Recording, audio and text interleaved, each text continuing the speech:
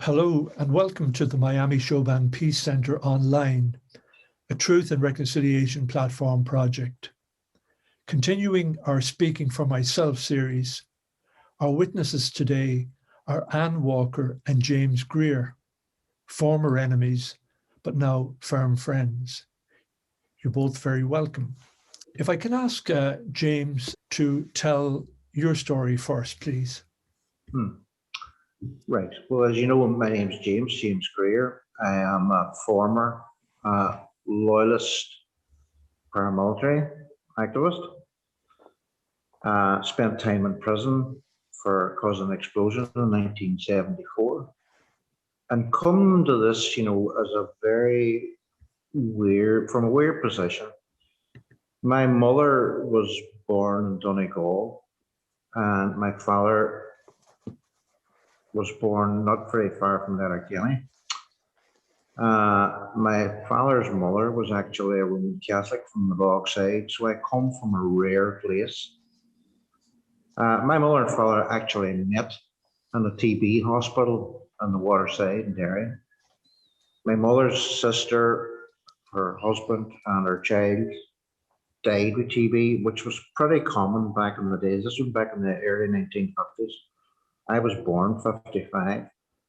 So my mother and father met there. They went to Scotland, got married, moved down to Bristol and lived there for 3 years, and eventually came back. And I was reared in a converted stable attached to the church. And they were the caretakers of the church, sextons as they were called in the day.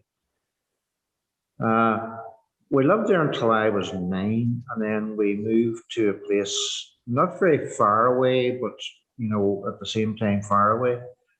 It was a rural housing estate called Milltown, and it was a mixed area. Now you had two braes. You had the chapel bray and you had the church bray, and obviously both of them had a church at the top. And I, as a kid knocking about, tend to gravitate to the guys from the Chapel Bay area because of our interests. I didn't like football, so we were into motorbikes, and that's what I was into. So I grew up in that environment, you know what I mean? But, rolling on to the 60s, the atmosphere changed. I don't think we ever grew apart, but the atmosphere, you can actually sense the atmosphere changing. And my friends, from that area sort of melted away, and new friends replaced them. I remember I left school, at 15 years of age, and became an apprentice. I remember one of the teachers going to seeing my mother and saying, James should be staying in school and doing exams. And one thing another, my mother says, no, I'll not be doing exams, he'll be getting a job and earning money. And that's basically the way things were in those days. I started work as an apprentice joiner, carpenter, and worked actually on the building of the new RUC station in Derry, on the Strand Road in Derry. And that was my baptism, I think. Baptism of fire, maybe a strong way to put it, but certainly, it was from a kid coming from a rural country area into the big smoke. It was scary. It was fascinating, and it was definitely something that I had never experienced before. There was bombs in those days. This is 1970, 71 possibly. There was bombs in the Strand Road every day. And we would watch, we were up in the third story of a building, and we could see far around us, and we could see buildings being destroyed by bombs, And it was like entertainment more than anything else. But one thing that does stick in my head is, we would be sent home maybe once, twice a week because of tear gas. The bog side is probably not much more than a quarter of a mile from where we were working.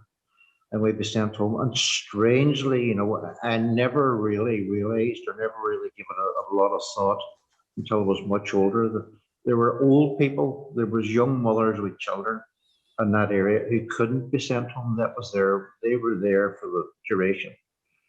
And you look at it when you learn, education's a great thing, you know what I mean? And you learn to empathize maybe more, But however, I spent time there, and eventually I never really wanted to be there anyway. So I walked down to the recruiting office one fine day and joined the military, joined the Irish Rangers.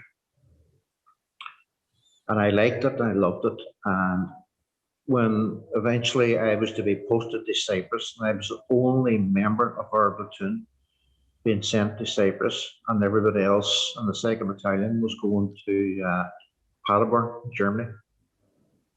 And I rebelled because I thought I was being picked on. Now, looking back now, getting sent to Iron Apple for 4 months would probably be somebody's dream, but not mine at the time.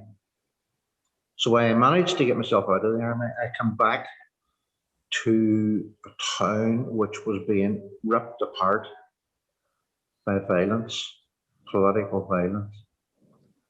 And there was barricades everywhere. It was, the news at night, the news used to last half an hour. At this point, the news lasted an hour, more than an hour. And it was just full of, mayhem. And we lived by the news. You'll hear Anne saying we lived by the news, and that was the way it was for everyone. You know what I mean? The news was, you couldn't escape it. Maybe, you know what I mean? My friends, a lot of my friends, had joined the UDA, that's the Ulster Defence Association, and asked me to join, and I didn't want to join. That was it. I had no interest in joining any organisation. But eventually I succumbed, and I'm not going to say it was peer pressure because that's letting me off the hook. But for some reason, and I don't know the actual reason, I eventually did join, and it was a scary experience at the time. You go into a room in shady light. There's 3 men sitting behind a desk. You're handed a Bible, and you have a gun in your other hand, and there's a guy holding a pre-prepared, oath for you to read, and you're sworn on the organisation. And that, to me, at 17 years of age, was scary. It was really, really scary. And then, I often say, we were sort of pushed onto doing low-level things like, petrol bombing, hijacking cars, one thing or another, until eventually, you turn around and you're neck deep there, and you can't get away. 1974, we were sent out to do something, and it went wrong. We were planting an explosive device, and it exploded prematurely. Now, I have no, it wasn't an Arnold Schwarzenegger moment, where it happens in slow-mo. It was a flash of light, a nanosecond, and I was covered in blood. My friend who was with me, his arm had been blown off at the elbow, his right arm. And the army were on us like a shot. The army had actually been waiting on us. So someone had informed the army that we would be there at that particular time and what we were actually going to be doing. Now, that had a positive side because my friend was put in a helicopter and taken away to an army military hospital, and his life was probably saved. I was taken to a police station in Derry and interrogated for 3 days. And then we were remanded to Crumlin Road. There's an old Victorian prison, which is still there. It's closed now. It's actually a museum, right? And that was my introduction to the prison system. And I just want to say now at this point, you know, that I had in that early days an epiphany, and I'm not a religious person by any stretch of the imagination, you know, but things do happen, you know, and I don't know why they happen, but they fall into place. I was in a cell, you know, these cells in this old building, this old prison, were meant for one person. At that point, there were 6. I was 19 years old, and there were 6 people in every one of those cells. And that was, you know, that was the same for Republicans and loyalists, you know, and many, you know, colours of loyalism. And you know, there was maybe 4, 5 factions of loyalism in that one wing of the prison. I met this guy this day, and he asked me why I was there. Now, you were never allowed to tell anybody why you were there. It was a closely guarded thing because there would be spies there, obviously. And but he insisted on telling me his story, and he says, "Oh, I'm in here for killing people." And I said, "Oh, right, really, really, really?" He says, "I sent him to kill this shopkeeper," and I go, "Right, now this sounds callous, you know, but given that it was 1974 and it was the way, you know, life was different, the pace of life was different, the colour of life was different, you know, life and death lived side by side in those early days of the Troubles." And so I'm looking at him and trying not to look too shocked at the things that he's telling me. He says, "Oh, I went to this shopkeeper's shop, and I was sent to kill him." And I went, "Oh, right, okay." So he walks in. This is a small corner shop. We all know them. There's a counter in the corner and possibly a door into the kitchen or the dwelling behind. So he opens the door, the bell rings, ding, out comes the guy and says, "Hello, sir, can I help you?" Pulls out a gun and shoots him, and the man falls down to the ground. Now, that was powerful, of course, in those days, and that may sound callous, but that was the way things were in those early days. And I thought, right, I said, "What do you do then?" He says, "I turned to walk away." He says, but next time the door opened again and walked his wife. You know, and I thought, "Oh God, I really want to hear this," you know. And I said, "What happened then?" He said, "Well, she's seen her husband lying behind the counter, you know, either dead or dying or lying a pool of blood." She starts screaming. So he says, "So I shot her too." And I said, "Oh God, right, okay." Now there was almost like you know, an ethics or a rule that you didn't kill women, you didn't kill children, you didn't kill holy men of any flavour. Holy buildings were off limits, you know, and that was the way things were. So the thought that he would kill a woman was just too, you know, I was at this point trying to maintain my toughness and not look too shocked. And I says, "What do you do then?" He says, "Well, I turned to walk away." He says, and the door to the kitchen opened again, and then walked their 8-year-old daughter. You know, and the colour must have drained out of me at that point, you know, and I felt myself saying, you know, what happened? Well, he says, "I started shooting at her." You know, like he's saying to me, you know, more or less, "Are you stupid? Of course, what was I going to do? I was going to kill this 8-year-old." And I'm trying not to look shocked as he's gesturing with his hand, you know, boom, boom, boom. And I says, "What happened?" "No, I ran out of ammunition," he says. And the girl loved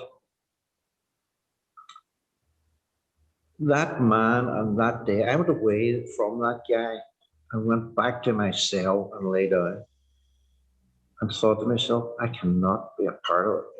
I can't be a part of this. This is just too much, you know. And it changed my life. That moment and the look on his face, you know, remember it's sort of reddish hair.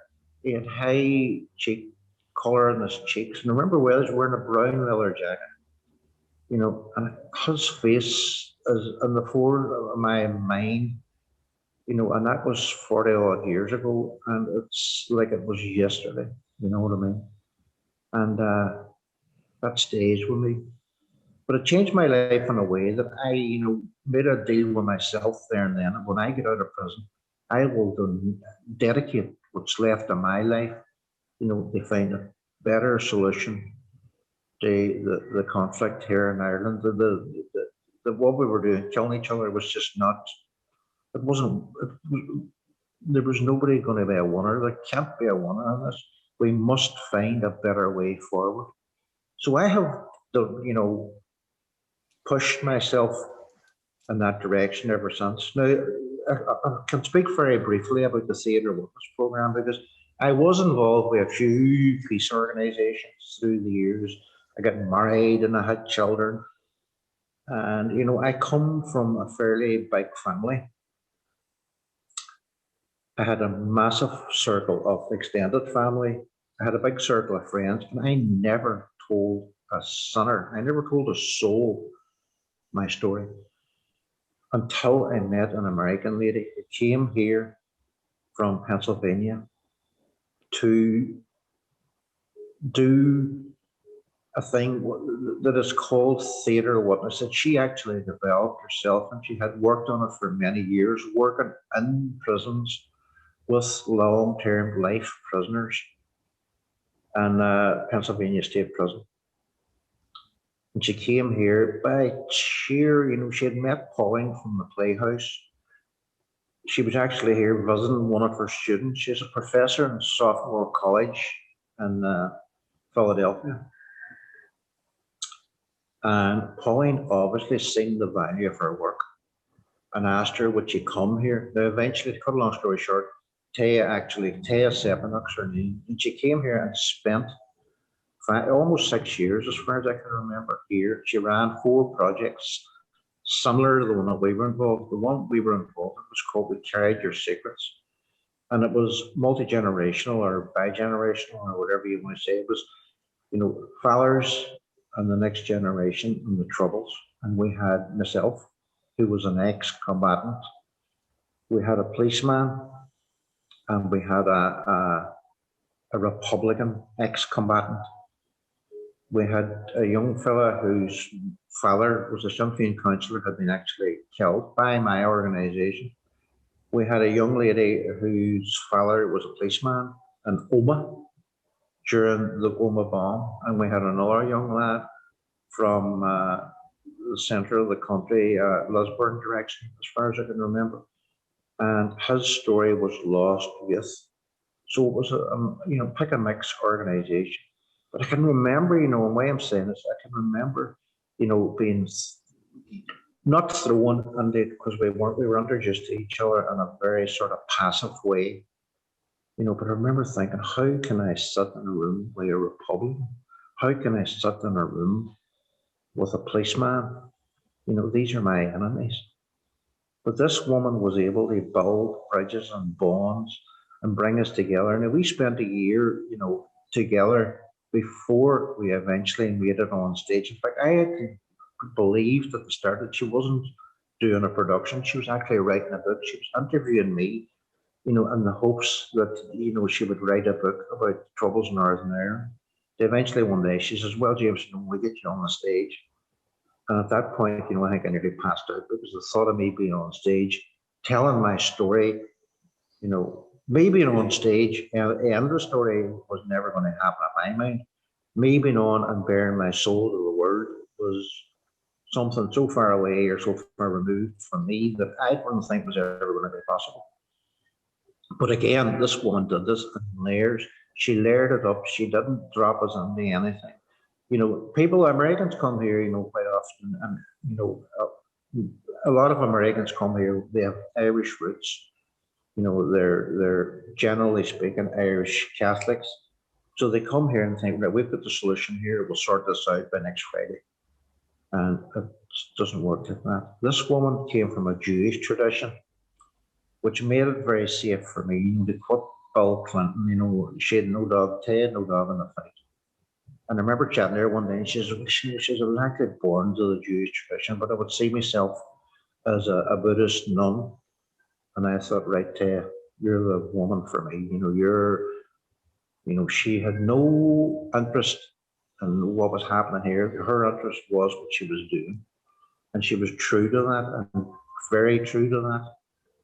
And she changed my life so much that I, in all honesty, and I've seen myself, and this is 12 years ago, in the 12 years, my personal development has been phenomenal. I'm sitting beside a woman here at the minute that you will hear from very shortly. And she and I have become really firm friends. I have become friends with people, from all traditions. I have friends from Republican organizations who have been through similar experiences to myself. I have friends from the security forces, and I mean the Army and the former RUC, PSNI, and I mean strong, strong friendships. So it's phenomenal, and we could never, sing the praises of this woman and her work high enough. Thanks very much for your testimony, James. It's a fascinating story. I'll ask Anne Walker to tell us her story now. Okay, Stephen. So my story starts I suppose when I was born. But really it kicked off in 1972 when Bloody Sunday happened, and I was 3 years old. And the reason that I say it kicked off then is because at the time of Bloody Sunday, my father was serving in the British Armed Forces. He was in the RAF. So myself, my daddy, mommy, and a sister who's a year younger than me, we were stationed in RAF Valley in Wales, and our next station would be Hong Kong. But when Bloody Sunday happened, my mother's brother was one of the people that was killed. So the next morning, and she knew in her heart and soul that things were bad in Derry, but she had a feeling that it was worse. So she had her bags packed whenever the word came that her brother Michael McDade had been killed. And we came home to Derry. And I remember, I have a memory of coming home on the plane, the air hostess giving us, me and my sister, sheets of paper to play with. And I have a memory of going into my granny's house in the Bogside and the house being filled with people. And our whole futures changed.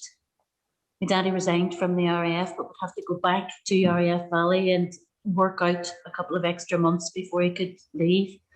My mommy never left Derry again until her 25th wedding anniversary, when her and my daddy had their first holiday in years. It wasn't in Donegal. And I suppose we grew up then. For the first year, we were in my granny's house in the Bogside in Derry through the Troubles. And within a year, we had a wee house 3 streets away from my granny. That's how close we all were. But life then was, it's everything after Bloody Sunday and us coming home, everything was about the Troubles. Shootings, bombings, CS, gas, house raids, marches. As James says, I quite often say we loved by the news because it didn't matter what was on after school or on, if you even had a television, that the news was the most important thing to listen to during the day. And I remember with all the house raids, one morning my daddy getting arrested and taken away from the house and sent back that evening, but another morning my mother was arrested and taken away from the house, and we grew up. And I look back now I grew up in a state of fear, but it was normal. It was normal to walk down the street and get stopped by the army or get stopped by the police. It was normal to go into town to do the shopping, but in order to get from one part to another part of the town, you'd have to go through turnstiles and get searched. I remember my mommy being searched by army when she was expecting my brother Kevin, and sometimes I say, well, I do actually say the Brits and the police had us terrorised. And it was a daily thing. It wasn't something that happened, a stop and search 6 times a year. It was stop and search 6 times a week, 7 times a week. It was part of your life. And because I didn't know any different, it just felt normal. Because when people say, well, what was your childhood like? And I remember back to having lots of cousins and aunts and uncles and I have great memories. I remember even my daddy wanted us to emigrate to Australia, and we didn't want to go. We didn't want to leave our friends. We didn't want to leave our school. And I understand why he wanted to take us out of the situation. But everybody we knew and loved was there, even though things were bad.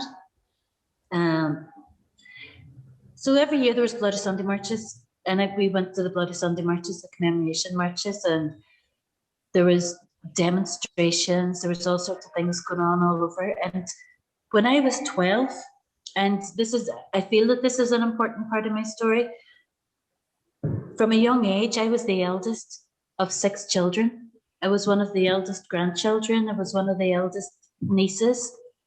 So I was sort of the one who did the babysitting, and with my mommy and daddy working, I learned how to look after the younger siblings quite quickly, but as expected to do the grown-up stuff, but still being treated as a child. And with everything that was going on around me, all the pain, the hate, the bombings, the stopping and the searching, I started dating an older boy, and he was the one person who would hug and kiss me. And I was 12 and he was 17. When I was 13, he was 18. And looking back now, you wouldn't want that for a 12, 13-year-old girl. In fact, illegal. Nobody wanted it then either. So that was a secret that I would have kept. But he made me feel good when everything else was making me feel bad, when everything was all confusing. I grew up a Catholic. We were brought up not to lie and not to be bad. And if we did, we'd go to hell. But we were being brought up and felt like hating Brits and army and police and all these people who did bad things to our communities. And it was everything seemed to be a tug of war at a very early age. And I remember thinking that I was going to hell from a very early age.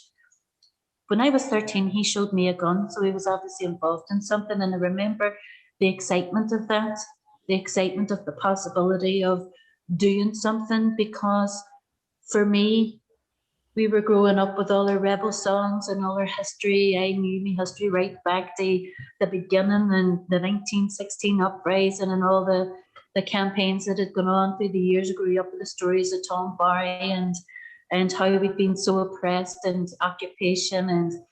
And most of the time I stayed in my granny's house, and that was brilliant because she was the sweetest, loveliest woman. She was very kind and very forgiving person, and without saying much, she would tut a lot, no, but she'd throw holy water over you every night when you were going to bed, and quite often sneaked out of her house and went down to the riots and watched what was going on and climbed back into the house and got up early in the morning. As then the hunger strikes happened. The hunger strikes happened, I was 13. And it was an unbelievable time to be a 13-year-old when this was going on, because it's whatever about the rest of the troubles consuming us, this was really massive. And I followed every day. I followed the news. I read all Bobby Sands' poetry. I celebrated when I became an MP, and then eventually I would attend 2 of the hunger strikers' funerals in Derry, and I would see all of our communities coming together and strength and voting and supporting each other and protesting and out with the bin lids. And I had this real romantic idea of a future free Ireland, and my heroes, our protectors and our saviours, and the only people that were on our side fighting for us, to me, was the IRA. Our enemies were the police, the soldiers, and all the Protestant people. I didn't know that it was only some of the Protestant people or the loyalists that had problems. I painted them all with the same brush. And I'd never met a Protestant, never talked to a Protestant. As far as I knew, they all had better jobs, more money, bigger houses, loads of cars, and more trees. Something in my head told me that Protestants have more trees than we have. They have more trees in wherever they live than we have. It's funny the things that you think about. But as time goes on, and I'm at school and get a wee part-time job, and I'm doing fairly well in school. I'd got on the O levels and I'm now doing the A levels, but I was one of the oldest in the class. So at 18 years old, this fella approached me, and I knew him very well, said something about joining the IRA, and I thought he was asking me to help him join. And I sort of had this, well, what are you asking me for? How would I know? Who would I know? Because even though they were there all the time, or if you seen them at all with the guns, they were in balaclavas or they were running around, and you could be talking to anybody and they could be in the IRA. It was all secret, so you didn't know. But quite quickly realised that he was actually asking me to join. And I still had this romantic dream of Ireland on free and let's get the Brits out and we'll all live in peace. And I didn't hesitate. I said yes. And I went down the road then, and you'll find this part interesting because this is where, and you've just heard from James, that whenever me and James first had conversations, we realised that our stories were so similar. After I was sworn in, and they made me a quartermaster. And quartermaster would get safe houses, deliver arms and weapons to active service units, and run weapons up and down the country. And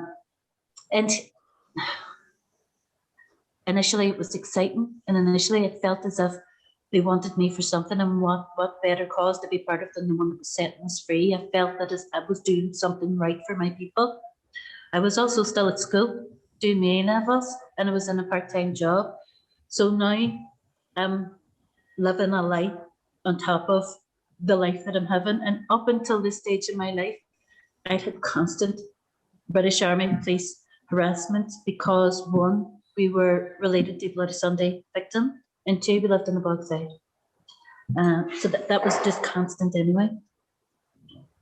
As time goes on, there's my officer in command takes a shine to me, and eventually he is sexually harassing and sexually abusing me and calling for meetings. And when I arrive at the meetings, he's the only one there. And I had a situation where I couldn't say no, I didn't know how to say no, and I had absolutely nobody to turn to or talk to. Even on the outside of this, I had a boyfriend. So apart from the life that I was living, this big heavy cloud was hanging over me because I was doing the best to avoid him and didn't know how to deal with that situation. There's so much that I could talk about, but there's a certain time when they asked me as a quartermaster to man an explosive device, and that particular day I had a really bad headache. I didn't want to do this job, didn't want to go on this operation, not because I had a headache, but because I'd been quartermaster. I'd never been directly involved in having to kill somebody, and there was a guarantee that night that there would be 8 soldiers and 2 policemen, and everything in my being was saying, you don't want to do this. But as a soldier, as an army member, and being given orders, I was never going to question and never going to say no. So I went along anyway. There was me and another fella, but during the time we were waiting for the patrols to pass, I really had to go to the bathroom. He said, go, and there's a pub down the road. So I went to the pub, went to the bathroom, but as I was running back to him, I had an unbelievable pain in my head and I collapsed. And I got up and made my way round to him, and he knew to look at me, something was wrong. He sort of says, go home, it's all right, I'll look after this. And I wouldn't go home. Says, I'm out with you, I'm staying here with you. But eventually I got really sick and started throwing up, and he's made me go home. He didn't think they were coming anyway. We were late at that stage. So I end up going home, and it transpires that I have a brain hemorrhage, and I ended up needing full brain surgery. Now, looking back, there's a whole lot of reasons why that probably happened. There's the fact that at that age, I was under unbelievable stress, trying to live a secret life, being involved in something that I completely believed in, but realizing that I was getting abused. And even though I had my reasons for being in the IRA and this romantic dream of a free Ireland, I was hearing conversations that weren't along those lines, that were hearing conversations with just about let's kill people. And so all of my illusions were shattered, and I was caught up in something that I couldn't get away from. What happened that night of the brain hemorrhage is that the Brits were never going to come. the whole thing was informed on. And this is where, if you've listened to James's story, quartermaster, informed on, it's nearly the same story at times. It's scary. But the Brits and the soldiers knew we were there. The Brits and the police knew we were there. If I hadn't had the brain hemorrhage and the operation was called off, we probably would have been shot or arrested. They were never going to come that night, and there's a relief, and there was a relief in me at the time. I think the brain hemorrhage was a sort of a God saying, "You're not going to stop yourself, so I'm going to stop you." And as I would say on the stage, in a mysterious way, to get out of that situation. But that was sort of a way forward for me to start making my way out, because the next thing that happened not long after that was the death of Patsy Gillespie, who was chained into a van and made a human bomb and blown these smithereens along with 5 soldiers. And I remember hearing that news and my stomach hitting the floor, and my daddy being in the kitchen with his hands on the counter, and I had tears in my eyes. I says, "Daddy, that's not what we were about, is it?" And my father, my parents, none of them knew what I was involved in. My daddy shook his head and he says, "No, that's not what we're about. That's not the way they want to war." And I was standing in the kitchen knowing that I was involved in the organisation that had done this, and I was horrified. There's a couple of things that happened. I won't go into too many details. I was arrested. I was taken to Castlereagh. I was let out after 3 days, and I panicked about that, but that was more to do with the brain hemorrhage, because it was only literally less than 2 months after the brain hemorrhage. I still had a scar. I had made the news as somebody who was a vulnerable person being arrested, and sure, nobody knew the wiser on the outside. Not getting on too well at home with my parents. I'm still living at home in my 20s. Things, we split up with the boyfriend, everything, life was just, oh my God. But I didn't say to them, "That's me, I'm gone," and they didn't say, "That's you, you're out." It just dissipated. There was too many things that happened. I'd probably become a liability. And then there was this big vacuum, right? I'm out, not going to meetings, not looking for them. They're not looking for me. But there was a constant looking over my shoulder at everything.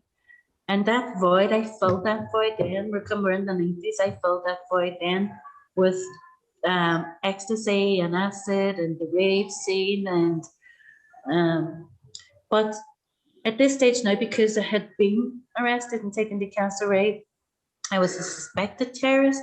So whatever harassment that I was getting from the police and the soldiers up until that time had stepped up about 10 gears. I could not walk or drive anywhere without being stopped and searched all the time.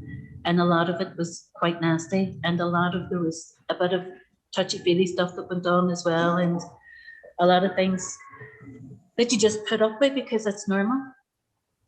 And then eventually I had enough. Maybe a bit of a breakdown, but eventually I had enough. And I applied to university in Limerick, got the place in university, moved down there, met a man, got myself married.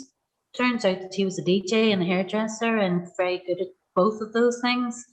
But one of my reasons for leaving Derry and getting out of everything, I wanted to make a clean slate and start again, where nobody knew me, nobody would question me. I'd get myself educated and just have some sort of a normal life. But that's not the way it happens. I think that, and it took me years to work this out, but the madness of my life was only attracting madness. So when I met him and married him, even though it was great and all the rest, but I ended up in another drug scene down in Limerick, and that marriage had good times, but when it was bad, it was very abusive and very toxic. And I would end up coming back to Derry in 2001 with my 1-year-old son and leaving him behind. And me and him we're quite good friends now. We're getting divorced in the next couple of weeks, 20 years later. So then I do it again. I say I'm okay. I pick myself up. I get myself a job in the university library. I get myself another job out on the road selling fancy slide rope wardrobes. Within a year, I've bought myself and my son a wee house And everybody's going, look at Anne, fair play to Anne, not a bother to her, but she's full of confidence and she's this, and of course she'll make her own way, because that's the perception that people had of me. But they didn't see whenever I was putting my son to bed at night time and I knew that he was asleep, that I was opening up the bottle of Bacardi downstairs and sitting very lonely in the house on my own. Eventually I would meet a fella and have a conversation. And he remembered me from visiting the jails, because we did that as well. And we had a conversation about Patsy Gillespie's death. He was an ex-life prisoner. And the conversation went that when he was in the cell and the news came through, he could hear the other prisoners cheering, we got 5 soldiers, but in his cell, his stomach had hit the ground. He felt sick, that this is what we had turned into. And it was the first time that I had heard a Republican activist or an ex-activist or any activist say this out loud. I thought I was the only one who had felt this as an activist or as a former activist. And all of a sudden there was like a relief. And then he started talking about this peace process that he was on. He was going back and forth to Glencree. He was speaking with victims, and I was looking at his life going, I want that. This is incredible. This is what I want to be doing. But I was so busy being a single parent, trying to keep me home, trying to bring up my son, and leaving myself to last, which is what we do quite a lot. We have an incredible capacity for pain, but we don't have an incredible capacity for healing ourselves. We leave ourselves to the very last. Until eventually, and it might sound as if there's been a lot of disasters in my life. With the recession, I ended up going bankrupt, losing my house and losing the car. But again, it was a gift, because it was only then, when I was in that place of no job, no nothing, what happens next, that I ended up being asked by this ex-prisoner, why don't you go and talk to this American woman who does this theatre witness thing? I think you would be good for this, for yourself. I also think it would be good for her to have your story. So I went along, and it didn't go along for me, I went along for him. And all of a sudden I realised that this was for me. And like James, I ended up 10 months working with people who I would never have stood in the same room with, or who I would never have believed would want to be associated with me, especially when my truth was coming out. 10 months later, myself and Kathleen Gillespie, the widow of Patsy Gillespie, the wife of Patsy Gillespie, who was killed in that bomb, a serving police officer, 2 women from the PEL community, and 1 woman from a very Republican area in Belfast who has her own incredible story, stood on the stage as friends and comrades after having gone through the most incredible journey. Not a journey, and I'll bring this in because it's one of Kelling's points. It wasn't a journey of forgiveness. I didn't do this looking for forgiveness. I did this for me. And it was also an incredible opportunity. We were afforded this opportunity to tell our truths. It was very transformative, not just in my life, but in my family's life, because they were finding out for the first time that I had ever been involved, and they literally didn't support me. My parents wouldn't come to any of the productions, but I'll talk about that further, how that all turned around. I'll talk about the transformative nature, how my 10-year-old son came home one day and asked me, why are you not in the IRA, Mommy, anymore? Because I had told him my story, even though he was 10, I wanted to be completely honest with him. But by the time he got to secondary school, his friends in secondary school were still having those Republican conversations. So he had nothing to brag about.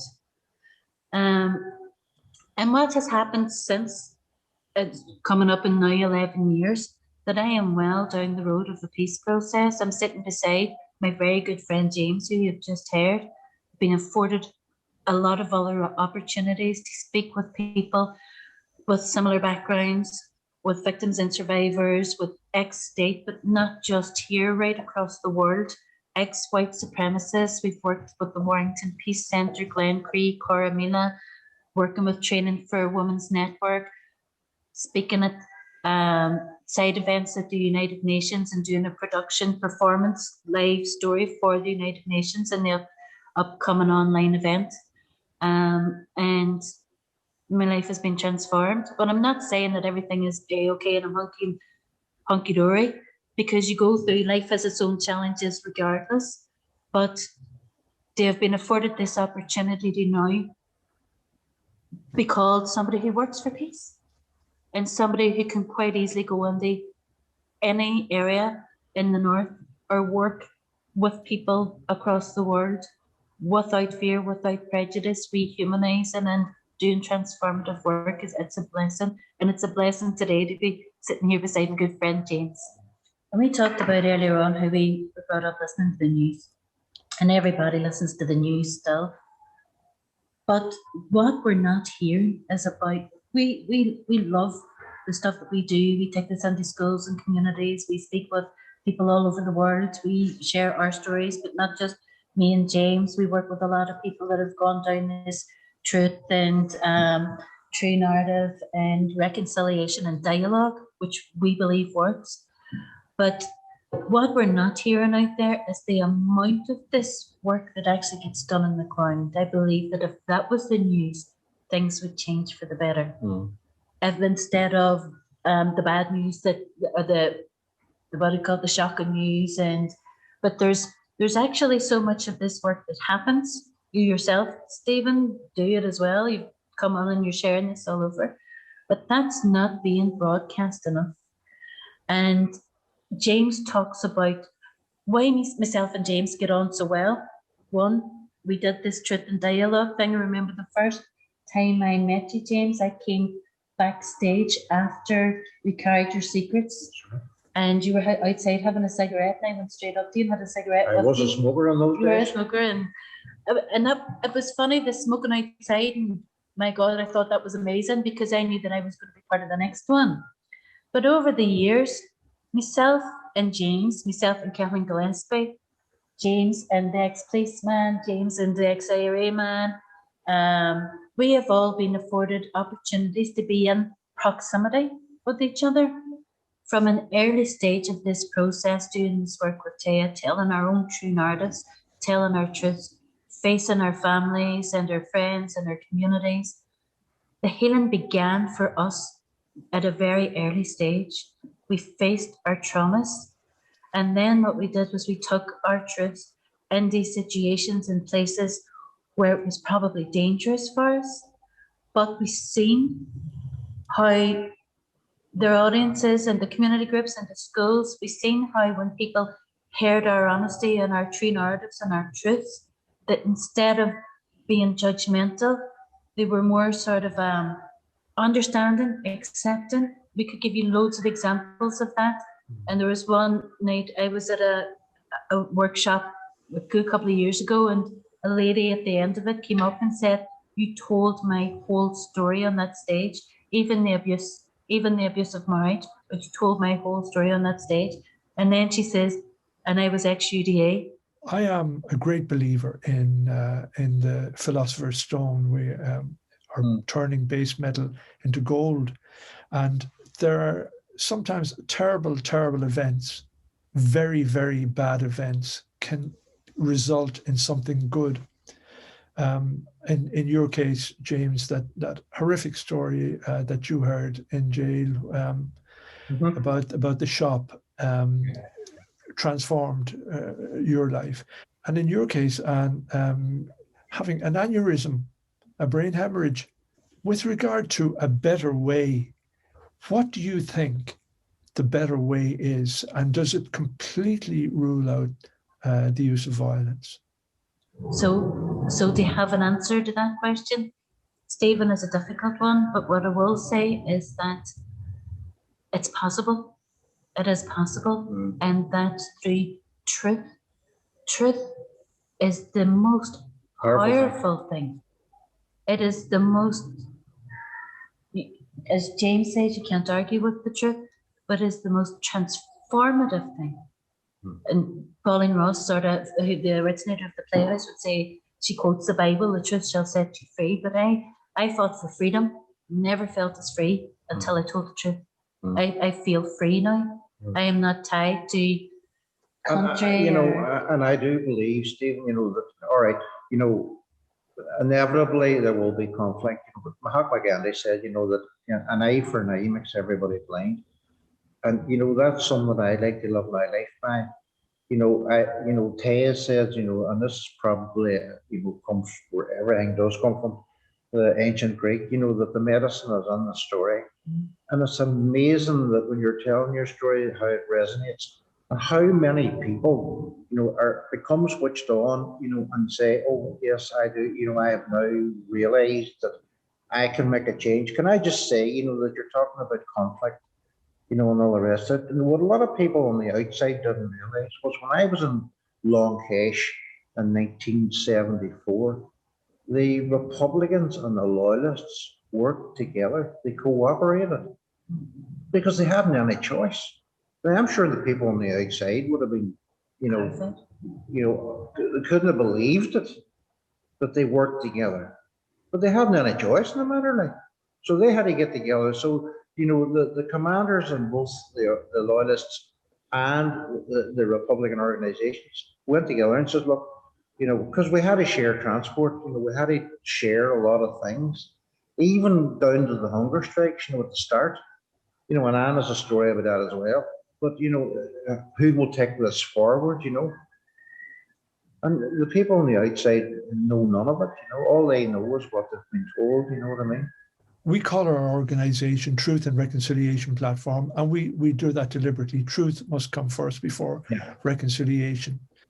There's a lot of opposition to telling the truth, because if I were to quote the Colonel Jessup character from A Few Good Men, when he said, "You can't handle the truth."